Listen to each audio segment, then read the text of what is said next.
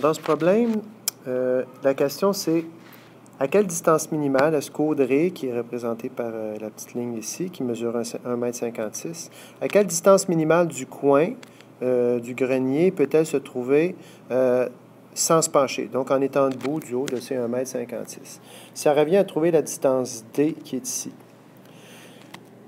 On va commencer par se concentrer sur la moitié de l'étage parce que ça forme un triangle rectangle et le petit triangle rectangle qui est ici en rouge. Ce qui m'amène à dire que la moitié de 12 ici, c'est 6. Alors, à l'œil, je suis capable d'affirmer, OK, j'ai un petit triangle qui est tracé à l'intérieur d'un plus grand. Les deux triangles sont évidemment semblables parce que chacun a un angle de 90 degrés et qu'il y a un angle commun. Il restera ensuite à établir une proportion entre deux paires de côtés homologues, puis à trouver la mesure manquante par le produit croisé. Mais la difficulté de ces problèmes-là, c'est toujours de prouver que les triangles sont semblables. Alors, le premier travail que vous avez à faire, c'est d'affirmer, puis ensuite de ça, de justifier.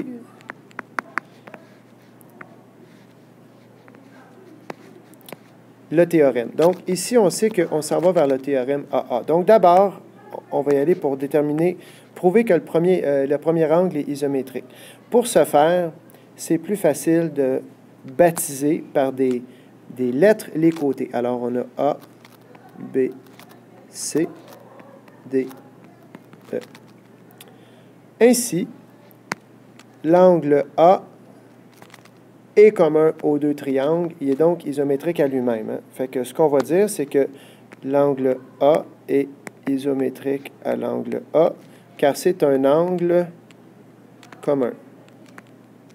C'est la justification. Ensuite, le deuxième angle, pour la deuxième partie du théorème, ça va être l'angle droit. Alors, l'angle droit, dans le petit, c'est ACB, puis dans le grand, c'est AED. Je vais donc affirmer que l'angle ACB est isométrique à l'angle AED par définition, c'est-à-dire une hauteur est perpendiculaire à la base. Voilà, sinon, ben, ce n'est pas une hauteur, comme ceci. Ensuite, conclusion. Le triangle ABC est semblable au triangle AED par AA.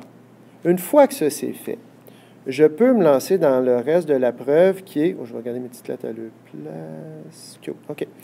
Qui est, c'est quoi la mesure de D ici? Alors là, j'ai le droit, une fois que j'ai démontré la similitude entre les deux triangles, de poser la proportion suivante. La mesure de AC sur la mesure de AE.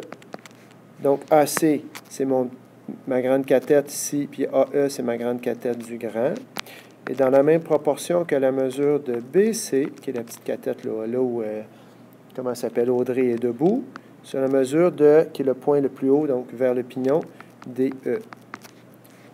Alors, ça, divisé par ça ici. Je remplace par des chiffres. AD, AC, c'est mon inconnu, sur AE, qui est 6, est égal à BC 1,56 sur DE, qui est 3,5. Or, on a ici une proportion. Le produit des extrêmes est égal au produit des moyens. Je peux donc écrire que D fois 3,5 est égal à 6 fois 1,56. Donc, D est égal à 6 fois 1,56 divisé par 3,5. Et oui, vous pouvez écrire directement cette étape-ci du moment que vous n'oubliez pas que ça vient de la propriété des fractions équivalentes qui dit que le produit des extrêmes égale le produit des moyens. Alors, la réponse, La réponse, 2,67 mètres. C'est approximatif. Donc, on répond, Audrey pourra se tenir à une distance maximale de 2,67 mètres si elle veut pas avoir à se pencher, ou elle pourra rester debout jusqu'à 2,65 mètres du coin, comme vous le voulez, pour bien répondre à la question. Alors voilà, super important. Puis je vous dis, dans un examen, ce qui arrive souvent, c'est que cette première partie est escamotée. Les élèves sautent souvent à la proportion sans avoir démontré au préalable l'existence de la similitude entre les triangles.